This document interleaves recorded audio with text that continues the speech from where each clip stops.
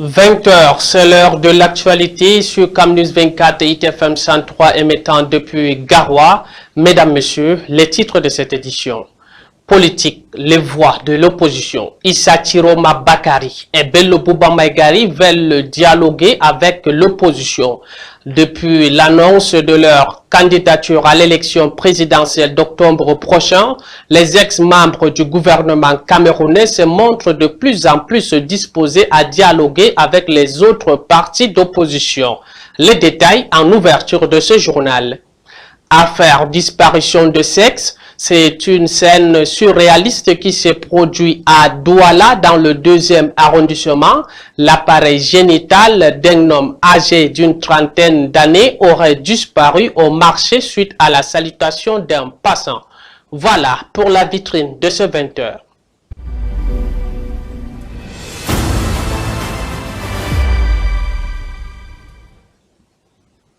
Mesdames, Messieurs, bienvenue sur Camnews 24 et ITFM en direct de Garoua Politique. Depuis l'annonce de leur candidature à l'élection présidentielle d'octobre prochain, Issa Tiroma Bakari et Bello Bouba Maïgari, ex-membres du gouvernement camerounais, annoncent officiellement leur démission et se joignent au rang de l'opposition. Bello Bouba Maïgari a récemment reçu Joshua Oshi du FDF et Mohamedou Mota du MRC. Notre reporter Gislem Kanga vous apporte les détails. Plus qu'une simple poignée de main, un geste lourd de sens. Sur cette image, Bello Bouba Maïgari, président de l'Union nationale pour la démocratie et le progrès, échange avec Mohamedou Mota, premier vice-président du mouvement pour la renaissance du Cameroun. Une rencontre qui, pour l'heure, n'a laissé filtrer aucun détail sur la teneur des discussions. Dans la même veine, Bello Bouba Maïgari a également pris langue avec Joshua Oshi, le chairman du Social Democratic Front. Ces civilités marquent un tournant, car que ce soit Issa Tiroma Bakari, démissionnaire du gouvernement et leader du Front pour le salut national du Cameroun, ou Bello Bouba Maïgari, tous deux manifestent désormais une volonté claire, celle de voir une opposition unie.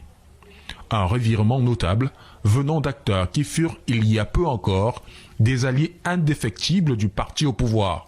Ce n'est pas la première fois que ces figures se retrouvent au cœur des tractations pour une coalition des partis politiques. On se souvient des manœuvres qui ont précédé l'élection présidentielle de 1992. À l'époque, malgré les prémices d'un front commun, l'UNDP avait finalement choisi de faire cavalier seul. Après une alliance d'une vingtaine d'années, main dans la main, avec le Rassemblement démocratique du peuple camerounais, l'UNDP et le FSNC ont fait éclater leur pacte, se retrouvant aujourd'hui dans les rangs d'une opposition radicale. Dans le cadre d'une visite de travail, le Premier ministre-chef du gouvernement, Joseph Dion Ngouté, s'est rendu dans la région du Nord-Ouest cette semaine. L'objectif premier, apprécier l'évolution des travaux du stade synthétique de Bamenda et ensuite valider le centre et visiter le centre de promotion de la femme et de la famille de Santa. La joie de la population de la région du Nord-Ouest dans ce reportage de Laurent Chessoukbe et Victor Mbala. Matazem, porte d'entrée du Nord-Ouest. L'espace a rarement connu une telle mobilisation des fils et filles du Nord-Ouest.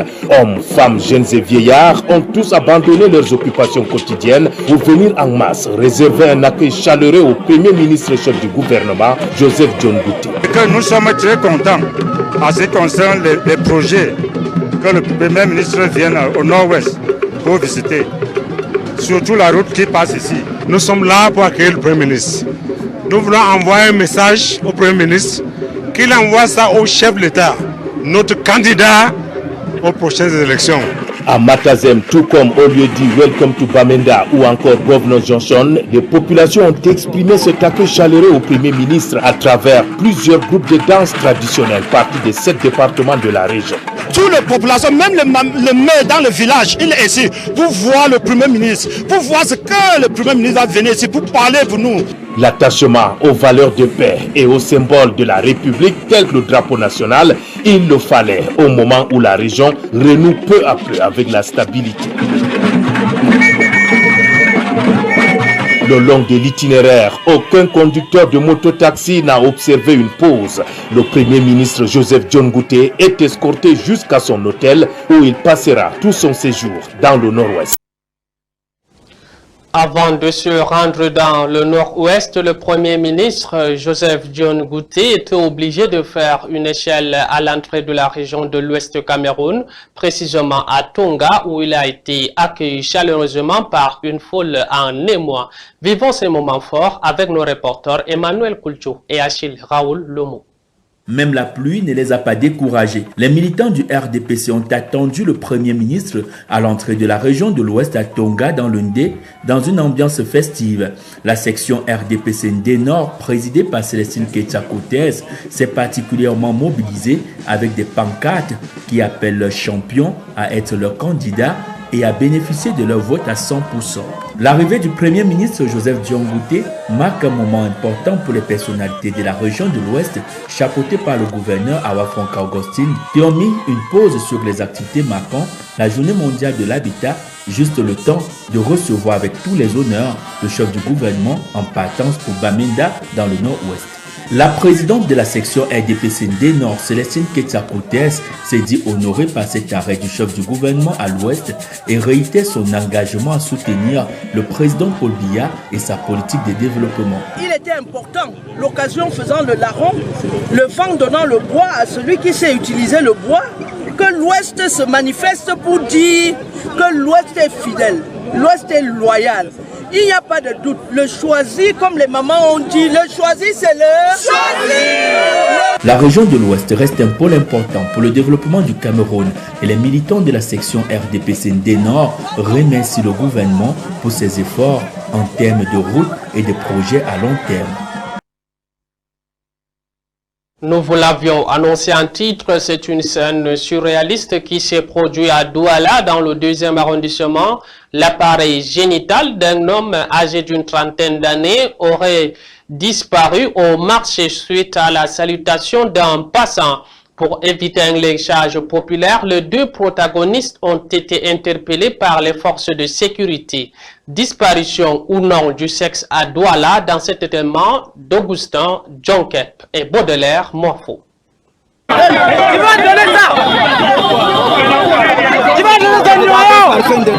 Éclat de voix au quartier Makia, dans le 2e arrondissement de la ville de Douala. Ici, les populations sont en colère car le sexe d'un homme aurait disparu. Une disparition suite à la salutation d'un autre homme, disent-ils. Subitement, ils sont arrivés devant la pharmacie Camberto. Arrivé maintenant, les gens dit qu'il a fait disparaître le noyau de monsieur. Il lui a salué, le noyau a disparu. Il dit, mais comment ça se fait qu'il salue quelqu'un, le noyau a disparu? C'est fort, on commence à dire que tu vas remettre ce noyau-là, tu vas le remettre, tu remets. Subitement, il y avait tellement du monde, quoi. Beaucoup, après, sont descendus comme ça. Comme les gens partaient, regardaient, les gens montaient, chacun venait d'à gauche à droite. Eux te disaient que le noyau venait, ça repartait, ça venait, ça repartait, tout ça. Que ça venait comme plus petit. Bon, moi, ce sont les gens qui disaient. Ceux qui ont vécu la scène relatent les faits. Et il a salué l'autre monsieur. C'est comme ça qu'en saluant, l'autre est tombé une fois. Il a dit que son machin est parti. C'est comme ça qu'il demande que son machin est parti. Il a demandé qu'il y a quoi. Si alors le monsieur en courant, c'est comme ça qu'il a parlé, ils ont suivi le monsieur, ils ont vu le monsieur. Ils ont interpellé le monsieur que, c'est tel que c'est passé, l'autre nous a expliqué. Ils ont dit oui, c'est vrai. C'est vrai. Il s'est déshabillé. On a vu. C'est vrai. Il n'y avait rien. Il n'y avait rien. C'est vrai. C'est vrai, c'est vrai. Pour éviter le lynchage populaire de l'accusé, les deux protagonistes, l'accusé et le plaignant, ont été interpellés par les éléments du commissariat du 3e arrondissement de Douala. Et là-bas, le plaignant a réaffirmé aux forces de sécurité que son appareil génital a perdu toute sa grosseur d'antan. Faute de preuves matérielles pouvant déterminer exactement la disparition du sexe du plaignant, les deux protagonistes ont été libérés très tard dans la nuit. Mais au marché Makia, le mode de salutation a presque changé. Depuis hier là, tout le monde salue seulement en disant, on fait seulement la tête comme ça là, avec la bouche. C'est seulement comme ça, parce que maintenant le pays n'est pas en sécurité maintenant. Il y a trop de mauvaises choses dehors. Disparition du sexe d'un homme, histoire vraie, ou un simple canular, il faut venir à Douala, le siège des faits divers, pour y croire. À l'étranger, la paix n'a pas de prix. Les habitants de Gaza, épuisés par 21 mois de guerre, espèrent une trêve après la proposition américaine de cesser le feu et la réponse positive du Hamas. Mais malgré l'espoir, certains restent sceptiques à une paix durable. Les détails dans ce récit de Marc Popé et Thibault Francesset. Bientôt la fin de la guerre à Gaza. C'est ce qu'espèrent les habitants de l'enclave palestinienne, épuisés par 21 mois de guerre. Un espoir qui renaît après la proposition américaine de cesser le feu et la réponse du Hamas qui se dit prêt à négocier avec Israël. Aujourd'hui, les Gazaouis survivent au milieu des décombres. Beaucoup dorment dans des tentes et ont toujours des difficultés pour se nourrir. Nous sommes heureux que le Hamas ait répondu positivement et nous espérons qu'une trêve sera annoncée et que les points de passage finiront par rouvrir afin que nous puissions recevoir de la farine. Des gens meurent faute de farine et des jeunes meurent en essayant d'en fournir à leurs enfants. Après une première trêve au début de l'année, les combats ont repris de façon intense ces derniers mois. Alors les Gazaouis veulent que la guerre s'arrête une bonne fois pour toutes. Il y en a marre. Ce conflit dure depuis trop longtemps et les gens sont épuisés. On n'en peut plus. Ça fait presque 2 ans maintenant et la situation devient de plus en plus difficile. La proposition américaine prévoit une première trêve de 60 jours avec une libération de la moitié des otages israéliens vivants en échange de prisonniers palestiniens. Mais même en cas de cessez-le-feu, certains sont sceptiques sur l'avenir. La guerre dans la bande de Gaza devrait prendre fin dans les prochains jours, mais elle ne cessera pas définitivement, car l'occupation israélienne fait de la violence, de la destruction et de la dévastation contre le peuple palestinien une réalité récurrente. De son côté, Benyamin Netanyahou a annoncé l'envoi d'une délégation au Qatar pour négocier le cessez-le-feu et la libération des otages. Autonomisation des femmes, le MINPROF poursuit son combat dans la promotion des femmes. La ville de Berthois a accueilli récemment le forum de haut niveau des femmes entrepreneurs du Septentrion. Dans un cadre harmonieux, les participants ont discuté des enjeux et des défis auxquels sont confrontées les femmes entrepreneurs de la région. Les détails dans ce reportage. La salle de conférence du CPF de Berthois a servi de cadre pour accueillir le forum de haut niveau sur les femmes entrepreneurs du Septentrion. Ce forum rassemble des femmes leaders, des entrepreneurs et des acteurs du développement pour partager leur expérience et leurs défis. L'objectif est de créer un réseau solide qui favorisera l'accès aux ressources et aux opportunités pour les femmes dans le secteur entrepreneurial. Les communautés pacifiques dans la région de l'Est et de la Damawa. Et c'est financé par l'agent coréen de coopération internationale. Des panels animés par des experts abordent des thèmes essentiels tels que l'accès au financement, la formation professionnelle et l'importance de l'entrepreneuriat féminin dans le développement durable. Ces discussions visent à sensibiliser et à inspirer les participantes. Les témoignages d'entrepreneuses locales mettent en lumière les réussites et les obstacles rencontrés. Parmi elles, Marie-Louise, fondatrice d'une entreprise de production artisanale, partage son parcours inspirant. Chaque défi surmonté est une victoire qui nous rapproche de nos rêves. Le forum propose également des ateliers pratiques où des participants peuvent acquérir des compétences concrètes en gestion d'entreprise, marketing digital et leadership. Ces outils sont essentiels pour renforcer leur autonomie et leur confiance. Pour couronner cet événement, un prix sera décerné aux entrepreneuses les plus innovantes. Cette reconnaissance vise à encourager davantage de femmes à se lancer dans l'entrepreneuriat et à faire entendre leur voix. Donner un résultat avec lequel vous allez courir avec pour réaliser quelque chose. Vous rentrez dans une nouvelle dynamique ou est-ce que vous rentrez dans des groupes où est-ce qu'il y a d'autres personnes aussi qui sont passées par le même schéma. C'est des gens qui n'avaient rien commencé et qui maintenant font beaucoup de choses. Mais c'est incroyable ce qui se passe.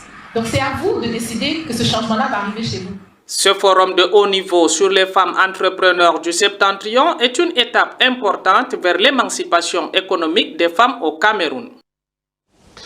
Posons nos valises à présent dans la région du sud-ouest Cameroun. Le projet de construction d'un nouveau barrage hydroélectrique vient d'être annoncé. Cet ouvrage sera érigé sur la rivière de la Méniou et deviendra l'un des plus puissants du pays. L'annonce a été faite par le ministre de l'Eau et de l'Énergie suite à la signature du contrat de réalisation. Suivant les précisions avec notre reporter Guy Zogo et Rodrigue Ngassi.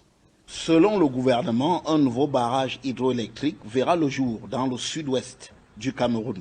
Ce projet vient de faire l'objet de la signature d'un accord cadre entre le Cameroun et la société Bescam, compagnie des métiers. Cette cérémonie intervient après le très haut accord de la présidence de la République autorisant la signature de cet accord cadre. C'est donc dire que le projet d'aménagement hydroélectrique de la Manfé revêt une importance capitale dans la stratégie nationale de développement de notre pays. L'ambition annoncée est de faire du Cameroun un producteur performant d'énergie électrique. L'un des objectifs est de produire de l'électricité en quantité abondante pour satisfaire les besoins des ménages, les besoins des industries et faire du Cameroun un pays exportateur de l'électricité dans la sous-région.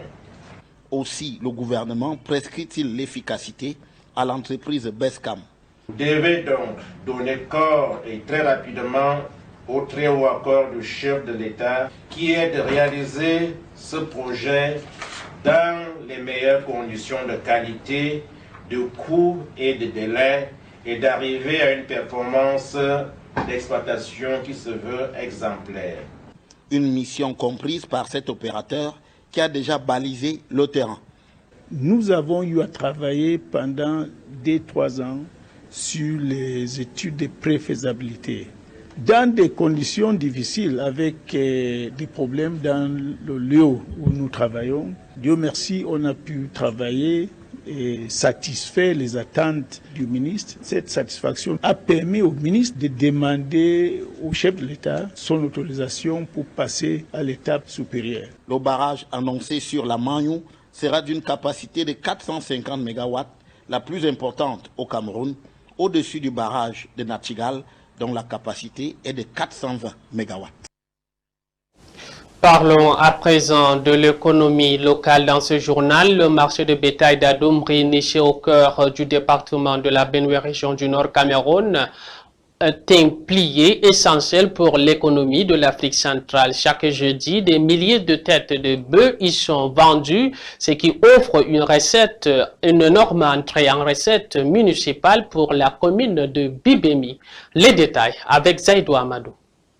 Chaque jeudi, au cœur de la commune de Bibemi, se déroule un événement incontournable qui attire éleveurs et acheteurs. Le marché de bétail, point de convergence des éleveurs de bœufs de l'Afrique centrale. Ce marché est devenu un véritable pilier économique pour la région. Plus de 500 têtes de bœufs y sont vendues chaque semaine, faisant du marché d'Adoumri l'un des plus importants de la région. Les éleveurs venus des 4 coins de l'Afrique centrale se rassemblent ici pour proposer leur cheptel aux acheteurs en quête de bétail. Du côté des acheteurs, les motivations sont diverses. Certains cherchent à se ravitailler pour leur propre élevage, tandis que d'autres envisagent la revente dans d'autres marchés. C'est un marché de vivre, je peux dire, passer les environnants, Malopé, Badarmé, voilà, tout ils vivent de ce marché. Et ce marché aussi, la mairie profite aussi de ce marché. L'ambiance au marché est vibrante, rythmée par les cris de vendeurs et les discussions animées entre acheteurs et éleveurs. Ce lieu devient alors un véritable carrefour d'échanges culturels et économiques où chacun joue un rôle essentiel dans le tissu social et économique de Bibemi. Les autorités locales sont conscientes de l'importance vitale du marché pour la commune. Le marché de bétail de Bibemi ne se limite pas à une simple transaction commerciale, il incarne une tradition vivante et dynamique qui soutient l'économie locale et favorise le lien social entre les acteurs du secteur. Chaque jeudi de la semaine, Bibemi se transforme ainsi en une véritable place forte du commerce bovin en Afrique centrale.